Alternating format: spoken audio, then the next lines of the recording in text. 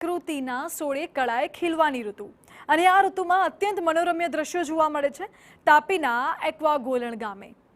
ગુજરાતમાં ચોમાસું બરાબરનું જામ્યું છે અને તેની સાથે જ વનોથી ઘેરાયેલા તાપી જિલ્લામાં સૌંદર્ય જાણે પૂર બહારમાં ખીલી ઉઠ્યું છે। આ તાપી જિલ્લાના સોનગઢ તાલુકામાં મહારાષ્ટ્ર અને ગુજરાતની સીમા પર આવેલા એક્વા ગોલણ ગામનું છે। पर्वतों घेरायेला गाम में चौमासु जामता ज झरणाओं और धोध सक्रिय थई जाय छे।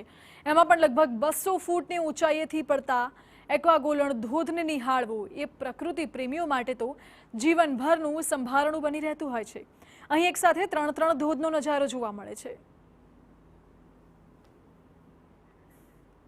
જો કે સૌથી મોટી મુશ્કેલી એ છે કે એક્વા ગોલણ ગામ સુધી પહોંચવાનો રસ્તો જ અતિ દુર્ગમ છે। એમાં પણ પહાડી વિસ્તારમાંથી પસાર થઈને ધોધ સુધી પહોંચવું પણ અત્યંત મુશ્કેલ બની જાય છે। ગામ સુધી પહોંચવાનો સરળ રસ્તો મહારાષ્ટ્ર થઈને પસાર થાય છે। સ્થાનિકોની એવી માંગ છે કે જો ધોધ સુધી રસ્તો બનાવવામાં આવે તો પ્રકૃતિ પ્રેમીઓ અને ગ્રામજનો બંને માટે ફાયદાકારક સાબિત થશે। અમારા ગામમાં જૂન જુલાઈથી 3 ધોધ સક્રિય થાય છે। ધોધની હાઈટ 200 ફૂટથી આશરે ઊંચાઈથી પડે છે ધોધ।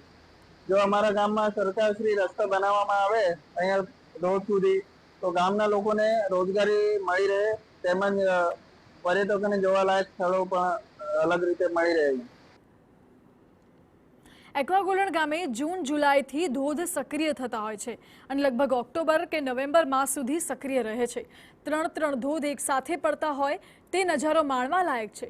परंतु हाल अहीं स्थिति एवी छे के मात्र एडवेन्चरना शौकीनो ज અહીં આવે છે। सामान्य प्रवासीओ અહીં આવવાનું टाળી રહ્યા છે।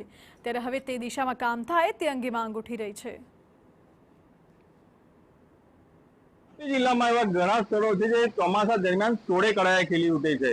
અહીં વનરાગી ખીલી ઉઠે છે। તેમાંનું જ એક સ્થળ છે એક્વા ગોલણ ગામે આવેલું જે એક્વા ગોલણ ધોધ। અહીં લગભગ 200 ફૂટના ઊંચાઈથી 3 ધોધ એકી સાથે નીચે પડે છે, જેને લઈને જે કુદરતી વાતાવરણ છે તે સોળે કળાએ ખીલી ઉઠે છે। પરંતુ અહીં જે આવવાનો રસ્તો છે લગભગ 500 મીટરનો જે રસ્તો છે તે અતિ દુર્ગમ છે, જેને લઈને જે અહીં આવતા પર્યટકો આવવાનું ટાળતા હોય છે। પરંતુ જો આ રસ્તાને દુરસ્ત કરવામાં આવે તો અહીં સ્થાનિકોને રોજગારી મળી શકે અને પર્યટકોને એક નવી સુવિધા મળી શકે તેમ છે। નીરવ કંથારા, TV9 તાપી।